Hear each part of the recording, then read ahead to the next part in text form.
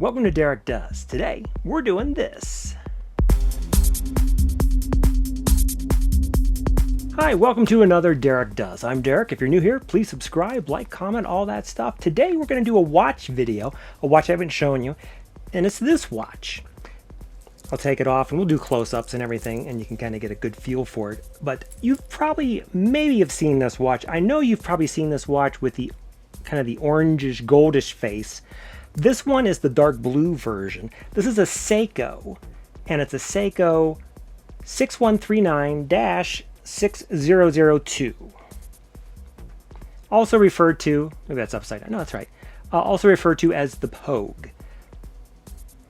Alright, so here it is. I'll just do the close-ups now. This is the Seiko 6139-6002, and you can see that. You can see that right there. This watch, I believe, is from 1971. This is a family watch. This watch was purchased from my stepfather in Vietnam, in Japan, on when he was away for R&R, I guess. He bought this watch. So these watches came out, I believe, in 1969 was the first year for these.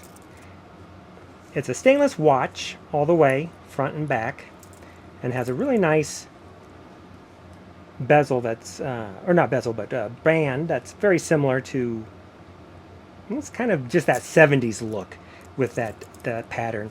It's pretty wide. I brought this along so you can kind of see where we are.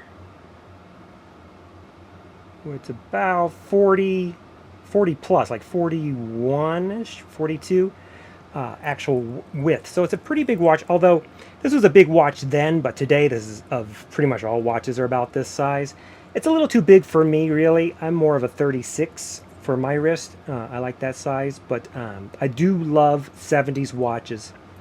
This was, it's very guy watch, isn't it? It's got the Pepsi bezel, except this bezel doesn't turn. It's got a neat feature. So this is your stem here, and when you want, you can turn the bezel that way. See that? You can go all the way around. So it's a cool feature where the bezel itself doesn't turn, but the inside turns.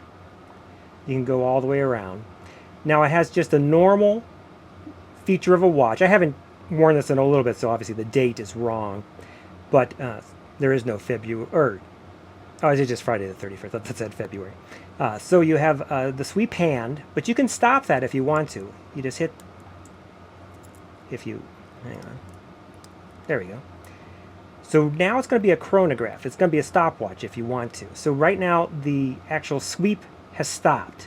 It's still working, but if you hit the top one, then you can do your stopwatch feature if you want to. And you want to stop it, you hit it. You hit the bottom one, it snaps right back up to the top. Now you do have the little 30-minute counter at the bottom too as it does it. So you can count up to 30 minutes on this watch. As you can see, it's an automatic. It's just a very smart looking watch. I like it. As you can see on your wrist, it just has a nice 70s vintage feel to it. Something that you can wear today also. These were very, very popular. This watch is the dark blue face version. There was also the more famous, which is kind of a gold colored, and there's also a black face of the same watch. I think those were the three colors that came out in this watch itself. As you can see, it still has its Seiko band, and you could have replaced that. A lot of times you'll find those replaced, but this is the original, what it's supposed to look like. It's actually a pretty thin band for the weight of the watch, because generally a watch that is like this hefty would have a much heftier band to hold it, but for some reason Seiko thought this was enough, and maybe that is, maybe we're just drawn to think that a big watch needs a big band. But you know, it's not even a really thick band. I don't even think it may not even be 20. Let's just check that out. No, it's in like an 18. I guess it's 20 there, but it comes down quite a taper. So it's a 20 at the top, or 19 at the top, 20 at the top. But as you come down to the bottom one, it's almost at 15. So it's got quite a taper to it. So it's a nice watch. It is waterproof, or water resistant, I should say. And then to change the time, you can pull it out, and then you can adjust the time this way, and then push it back in. It's not a screw down, so it wouldn't be for any extensive waterness, but at the time this was quite the watch. Now this watch does have history. It was the very first automatic chronograph worn in space. It was worn in 1973, I believe, up at the space station.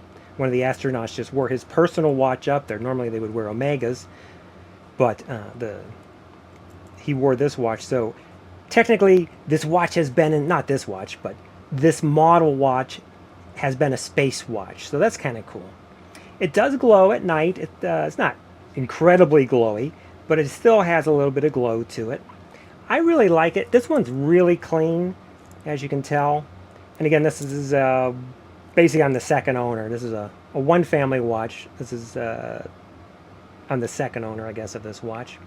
And it was purchased new at the probably the Army base there in Japan in '71. It's a cool watch. I thought you guys might like it. If you're into watches, I know a lot of guys who are into vintage things. They are also like vintage mechanical things. I love mechanical watches. I don't like digital watches. Mechanical watches I love. And this one is one that I love. And I thought you guys might enjoy this one. Again, this is the 6139-6002 in the blue face. Now, they do have other 6139s, but not the 6139-6002, which is this particular model. Just like a lot of the Seikos, there's two basic models. There's the open one, and then there's the subclass, I guess you would say, of that model. Again, it's a fully automatic watch, never needs winding, and it's a really great all-purpose watch, being that it can give you the date, it'll give you the date, it'll give you the stopwatch, and you can even adjust things this way if you wanted to time yourself, besides just the stopwatch itself, but with that. So there you go. It's a cool watch. Hope you enjoyed this episode of Derek Does. I know I've been away for a couple weeks, I've been busy, but I thought I would maybe do a watch video. If you're new again, please subscribe, like, comment. If you have one of these, let me know. Or if you have any information on them that maybe I just haven't given, because again, I'm not an expert. Price-wise on these things, they've gone up quite a bit, as all vintage watches kind of have gone up as of the last 5-6 years. These used to be able to be picked up for $200-300 easy, but now these are running up until like the 800 area and up, depending on the condition. This one's in really nice condition, so this definitely would be in that range of the up. But it's a cool watch.